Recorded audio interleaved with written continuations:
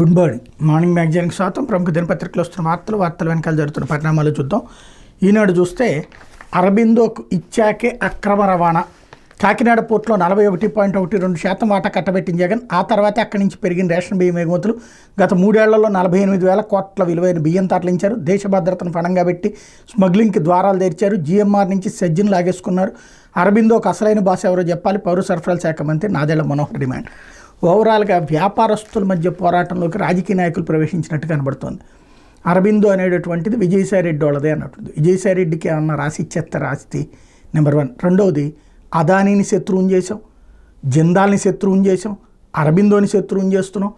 దేశంలో ప్రముఖమైనటువంటి పారిశ్రామికవేత్తల్ని ఇక్కడ దొంగలుగా చూపించే ప్రయత్నం చేస్తున్నాం. ఇదే పారిశ్రామికవేత్తల కోసం వివిధ రాష్ట్రాలు ఎగబడుతూ ఉంటే వాళ్ళని ఈ రాష్ట్రంలో దొంగలుగా చూపించేటటువంటి ప్రయత్నం చేస్తున్నాం. అదే సందర్భంలో జిఎంఆర్కి సంబంధించినటువంటి దాంట్లో కోసం అని చెప్పేసి లాక్కున్నారు. ఇంతకుముందు జిఎంఆర్ ఎవరి దగ్గర లాక్కుంది? ఇక్కడ అసలు ఆ పోర్ట్ ఎక్కడిది? కాకినాడ పోర్ట్ అన్నటువంటిది. ఓవరాల్గా జరుగుతున్నటువంటిది ఏంటి అంటే, అంతకుముందు గంగవరం పోర్టు ఒకళ్ళ నుంచి ఇంకొకళ్ళు తీసుకున్నారు. ఇది వాళ్ళు వ్యాపారాలు చేసుకుంటారు. మధ్యలో రాజకీయ నాయకులు ఎందుకు జోక్యం చేసుకున్నారు తెలియదు.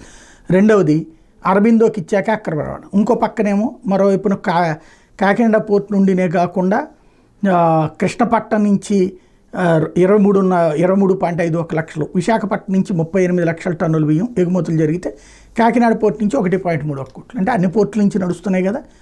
కాకినాడ పోర్ట్ ఇక్కడ ఈ కోస్తా జిల్లాలో ఎక్కువ మంది తినరు బియ్యం. మెయిన్ పాయింట్ అది. కోస్తా జిల్లాలకు సంబంధించినటువంటి వాళ్ళు ఈ బియ్యం తినరు. సన్న బియ్యం ఎక్కువ అలవాటు ఉన్నది కాబట్టి ఇక్కడ వాళ్ళు అమ్ముకుంటుంటారు. వాస్తవాన్ని ఇక్కడ వక్రీకరించుకుంటూ సాగిపోతుంది. రేషన్ బియ్యాన్ని ఇవ్వదలుచుకున్నామా, ఇవ్వదలుచుకోలేదా, 43 రూపాయలు వాళ్ళ చేతికి క్యాష్ ఇచ్చేస్తామా, ఇవ్వట్లేదా, సింపుల్. అది తేలిపోతుంది. ఈలోపు ఎవరికైనా జనానికి రేషన్ ఇవ్వకుండా దాన్ని మళ్ళిస్తే కుంభకోణం అవుతుంది. ఇచ్చిన తర్వాత వాళ్ళు అమ్ముకుంటే కుంభకోణం అని ఏ కోణంలో నుంచి చెప్తాం? ఇదే అసలు పాయింట్. కాకపోతే కుంభకోణం అనేది ఎట్లా విదేశాలకు ఎక్స్పోర్ట్ చేయడం నేరం, లేకపోతే కనుక వ్యాపారం చేయడం నేరం. ఈ పాయింట్ ఆఫ్ వ్యూలో నుంచినే కథ నడుస్తుంది. అసలు పాయింట్, ప్రభుత్వం ఆ భారాన్ని తగ్గించుకోవాలనుకుంటుందా, దానికోసమే ఈ కథ అంతా నడిపిస్తున్నారా? ఇది తేలాల్సిన అంశం. అయితే గ్రామాలకు దారి చూపుతున్నటువంటి ఉపాధి. గత 5 ఏళ్లలో తీవ్ర నిర్లక్ష్యానికి గురైన గ్రామాలు ప్రస్తుతం కొత్త శోభను సంతరించుకుంటాయి. సరైన రహదారి సదుపాయం లేక ఎన్నాళ్ళు ప్రజలు పడిన అవస్థలకి కొత్త రోడ్ల నిర్మాణంతో పరిష్కారం లభిస్తుంది. ఒకేసారి 26,204 రహదారుల పనులకు పంచాయతీలు తీర్మానం చేయించి 3 నెలల క్రితం ప్రారంభించారు. 2,281.90 కోట్లతో గ్రామాల్లో ప్రస్తుతం యుద్ధ ప్రాతిపదికన నిర్వహిస్తున్న రోడ్ల నిర్మాణ పనులు మరో 45 రోజుల్లో పూర్తి చేయించాలని ప్రభుత్వం నిర్ణయించింది. ఉపాధి, ఉద్యోగరీత్యా వేరువేరు ప్రాంతాల నుండి సంక్రాంతి పండుగ సొంత గ్రామాలకు వచ్చేవారికి ఈసారి సరికొత్త అనుభూతులు అందించాలని సర్కార్ నిర్ణయించింది.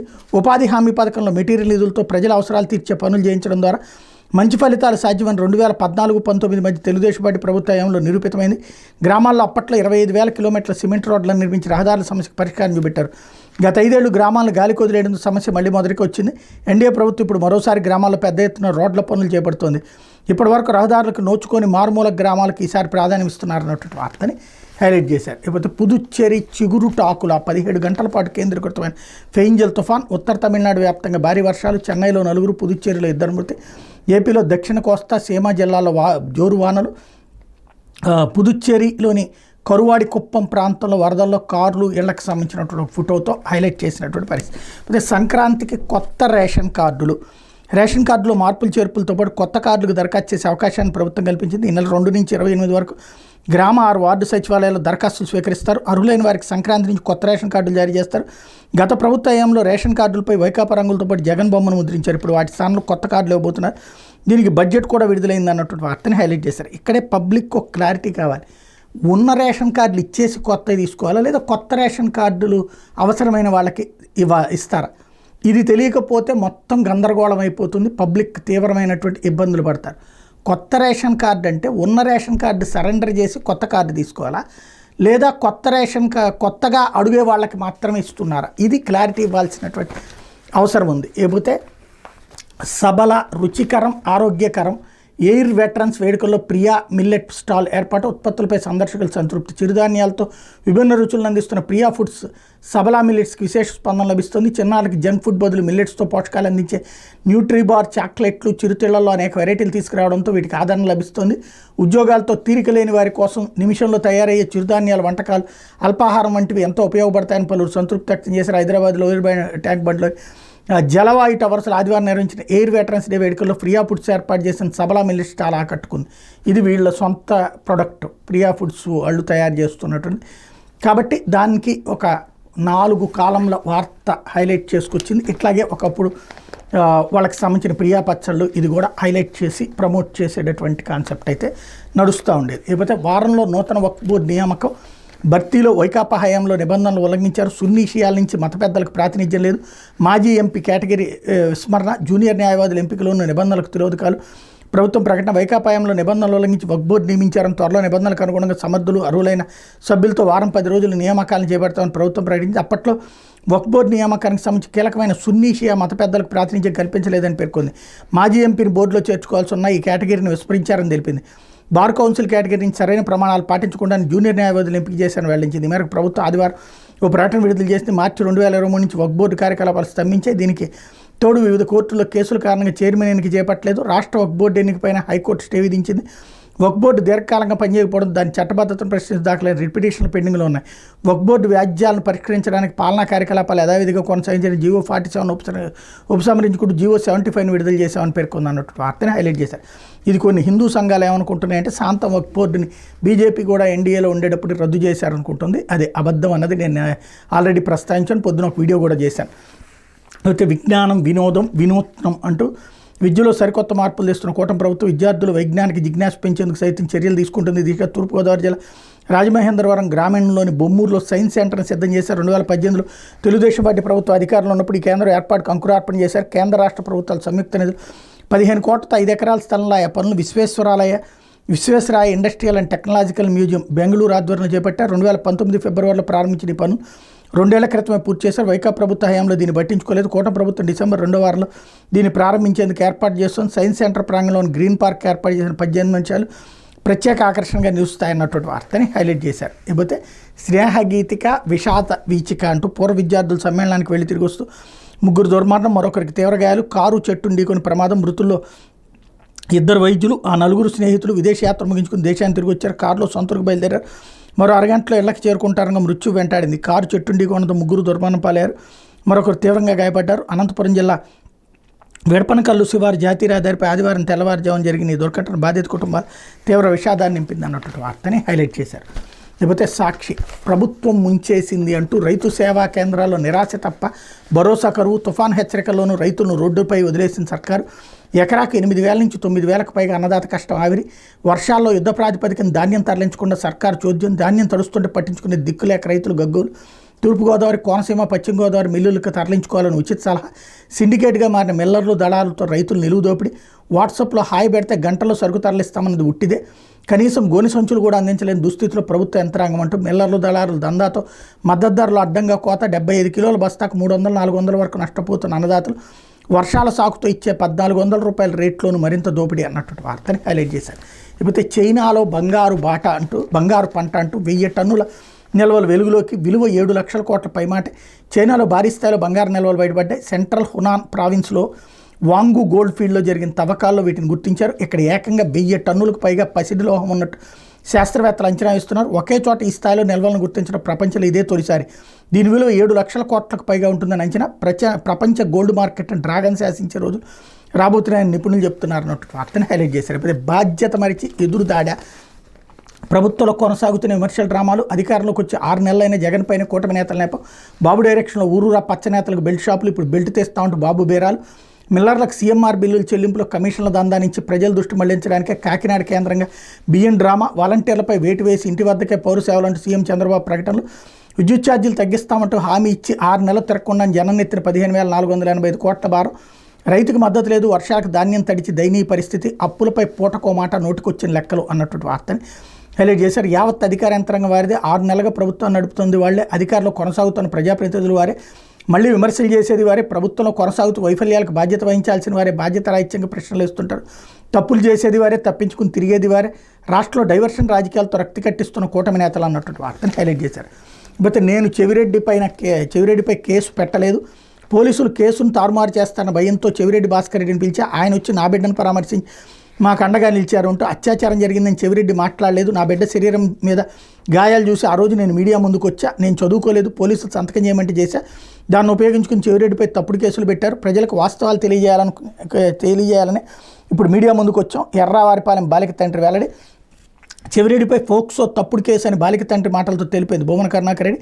వైఎస్ఆర్సీపీ నేతల గొంతు నొక్కేందుకు పోలీసుల ప్రభుత్వం వాడుకుంటుందని ఆగ్రహం, ఎవరి కళ్ళల్లో ఆనందం చూడడానికి తప్పుడు కేసులు పెడుతున్నారు, పోలీసులు చెప్పాలని డిమాండ్, ఏదైనా జరిగితే పరామర్శకు వెళ్ళకూడదని ఇలా చేస్తున్నారని మండిపాటు అన్నటువంటి వార్తని హైలైట్ చేశారు. ఇది ఆ తండ్రిని చేతన రాయించుకుని కేసు, ఫోక్సో కేసు అనేది అత్యాచారం చేసిన వాళ్ళ మీద పెడతారు, అత్యాచారం చేసిన వాళ్ళని పరామర్శించిన వాళ్ళ మీద పెట్టడం అన్నటువంటిది.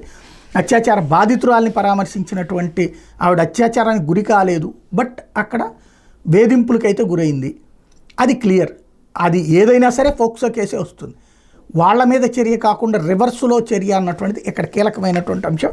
ఇక్కడ ఓ రకంగా మొండిగా నిలబడ్డారు కాబట్టి వైఎస్ఆర్ కాంగ్రెస్ పార్టీ వాళ్ళు సర్వైవ్ అయ్యారు. ఇకపోతే మా ఎమ్మెల్యేకు నెల 30 లక్షలు ఇవ్వాలట, నిబంధనలకు విరుద్ధంగా ఉన్న ఆయన చెప్పిన పనులు చేయాలంట, లేదంటే సెలవు పెట్టి వెళ్ళిపోవాలని బెదిరిస్తున్నారు, పార్టీ అనుకూల పత్రికల్లో వ్యతిరేక వార్తలు రాయించి వేధిస్తున్నారు. టీడీపీ ఎమ్మెల్యే షాజహాన్ బాషాపై సీఎం, మంత్రులు, లోకేష్ అనగానికి తహసీల్దార్ స్వయంగా ఫిర్యాదు అన్నటువంటి వార్తని హైలైట్ చేశారు. ఇందులో ఎమ్మెల్యే నన్ను పని చేసుకొని ఇవ్వట్లేదు, ప్రతి నెల 30 లక్షలు కప్పం కట్టమంటున్నారు, ఆయన పురమాయించిన పనులు నిబంధనలకు విరుద్ధంగా ఉన్నప్పటికీ చేసి తీరాల్సిందని పట్టుబడుతున్నారు, ఆయన అక్రమాలకు సహకరించకపోతే సెలవు పెట్టి వెళ్ళిపోవాలని బెదిరిస్తున్నారు, నేను అవినీతి పనులని పార్టీ అనుకూల పత్రికలో వార్తలు రాయించి వేధింపులకు గురి చేస్తున్నారంటూ అన్నమయ్య జిల్లా మదనపల్లి తహసీల్దార్ కాజాబీ ఏకంగా సీఎం చంద్రబాబు, ఐటీ మంత్రి లోకేష్, రెవెన్యూ మంత్రి అనగాని సత్యప్రసాద్కు స్వయంగా కలిసి చెప్పుకున్న గోడిది. తాను ప్రశాంతంగా ఉద్యోగం చేసుకునే పరిస్థితులు కల్పించాలని వాళ్ళని వేడుకున్నారు. అధికార పార్టీకి చెందిన మదనపల్లి టీడీపీ ఎమ్మెల్యే షాజహాన్ బాషాపై అక్కడ తహసీల్దార్ నేరుగా ముఖ్యమంత్రిని కలిసి ఆరోపించడం ఇప్పుడు స్థానికంగా సంచలనంగా మారింది. పాలనా వ్యవహారంలో టీడీపీ కూటమి ప్రజాప్రతినిధుల అరాచకం ఈ సంఘటనకు అద్దం పడుతుంది.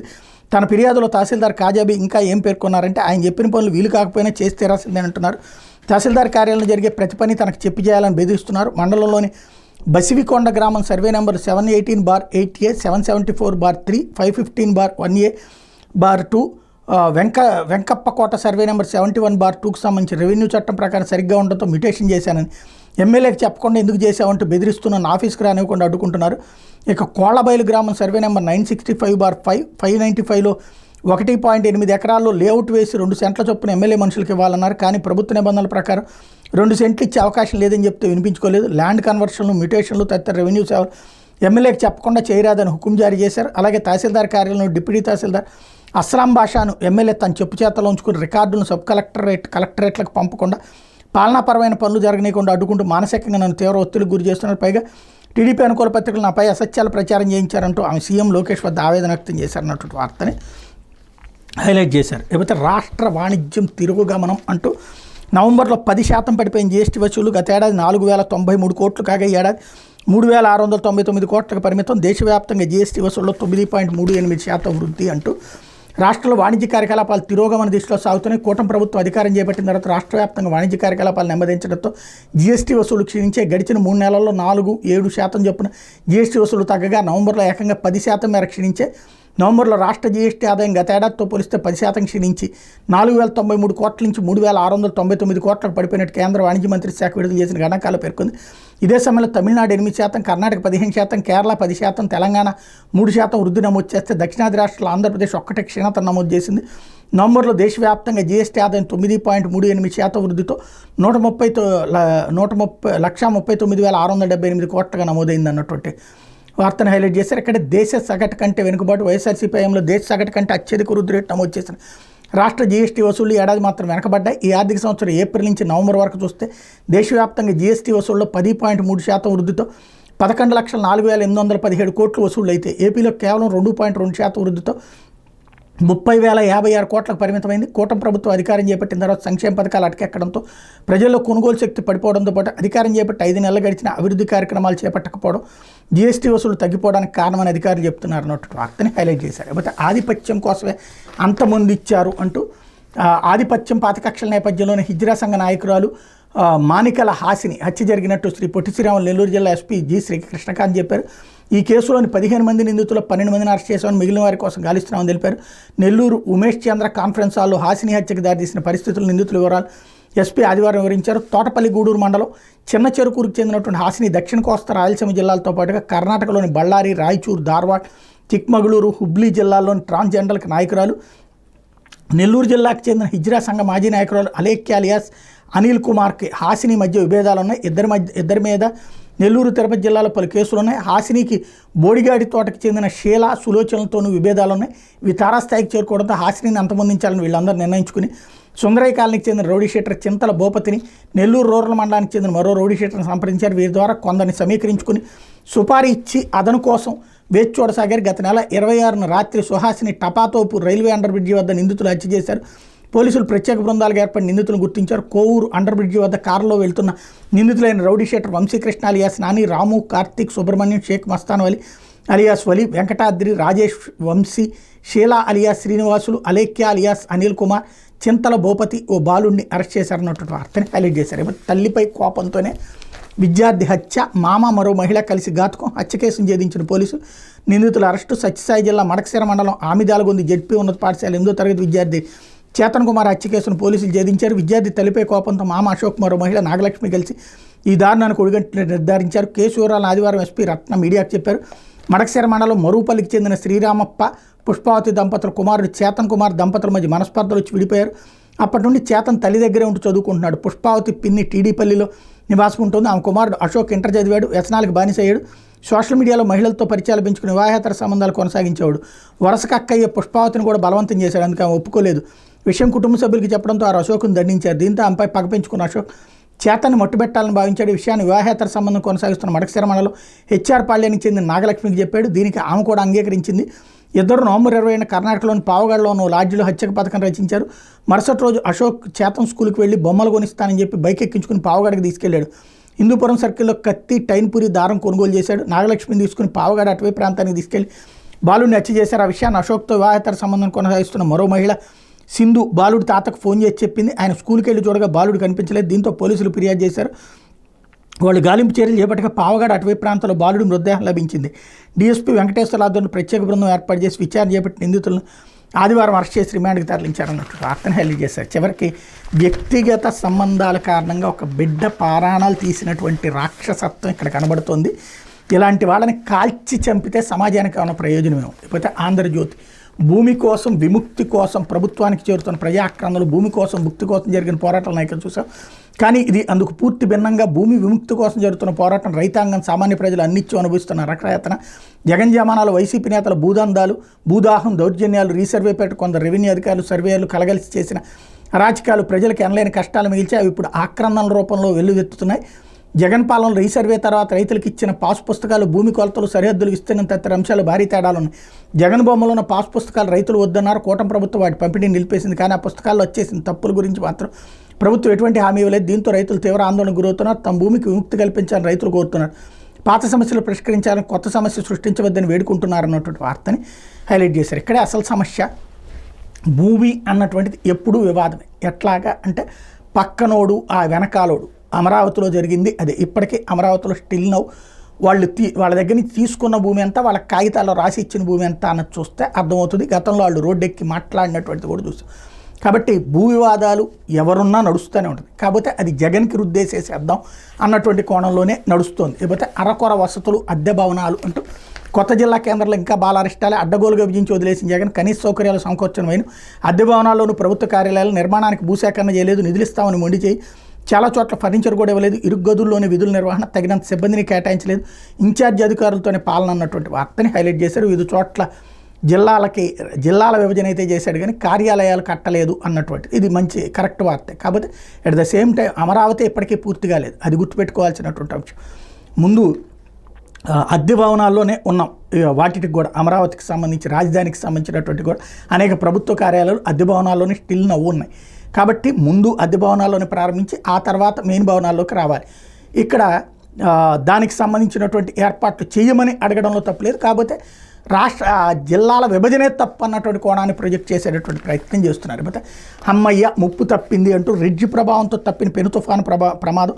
నెల్లూరు, తిరుపతి, చిత్తూరు జిల్లాలో భారీ వర్షాలు, లోతట్టు ప్రాంతాల జలమయం, 4463 హెక్టార్లలో పంటల మునక, పుత్తూరులో 18.7 సెంటీమీటర్ల వర్షపాతం, తిరుమల ఘాట్లో విరిగిపడిన కొండచేర్లు, కొండపై నిండుతున్న జలాశయాలు, నేడు రేపు తేలికపాటి వర్షాలు అన్నటువంటి వార్తని హైలైట్ చేశారు. లేకపోతే నెత్తురోడిన అడవి, ఏటూరు నాగారంలో 7 మావోయిస్టులు కాల్చివేత, ఎన్కౌంటర్లో నర్సంపేట ఏరియా ఏటూరు నాగారం డివిజన్ కార్యదర్శుల మృతి, నిద్రిస్తున్న దళంపై పోలీసులు దాడి, ప్రతిఘటించలేక చెల్లాచెదురైనటువంటి వైనం అన్నటువంటి వార్తని హైలైట్ చేశారు. లేకపోతే ప్రజలు చెప్పిందే ఫైనల్ అంటూ పథకాల అమలుపై ప్రజాప్రాయ సేకరణ, ప్రజలిచ్చే రేటింగ్తో మార్పులు చేర్పులు, ఐవీఆర్ఎస్ వాడాలని ప్రభుత్వ నిర్ణయం అన్నటువంటి వార్తని హైలైట్ చేశారు. లేకపోతే కనీసం 3 కనండి అంటూ జనాభా క్షీణిస్తే సమాజం అంతరిస్తుంది, భాషలు సంస్కృతి కూడా కనుమరుగవుతాయి, ఆర్ఎస్ఎస్ చీఫ్ మోహన్ భగవత్ వ్యాఖ్యల్ని ఇక్కడ హైలైట్ చేశారు.